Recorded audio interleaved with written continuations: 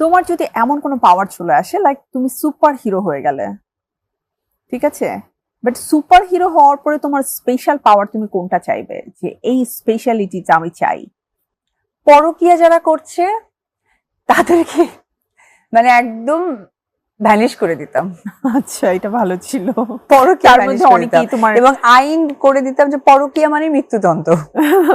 Super power নিয়ে যে প্রশ্ন অপু বিশ্বাসকে করা হয়েছিল সেই একই প্রশ্ন এখন করা হবে বুবলিকে।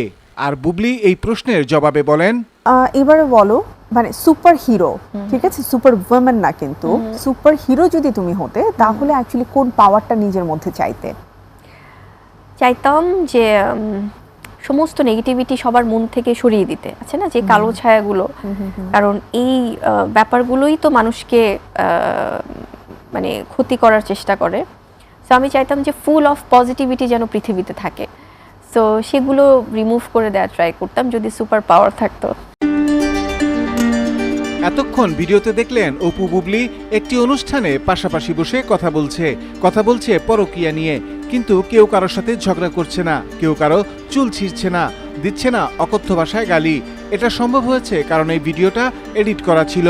যদি সত্যি সত্যি এরকম পাশাপাশি তারা কোনোদিন বসে, তাহলে সেদিন দেখবেন একজন আরেকজনের চুল টেনে ছিঁড়ে ফেলবে, অকথ্য ভাষায় গালাগালি করবে।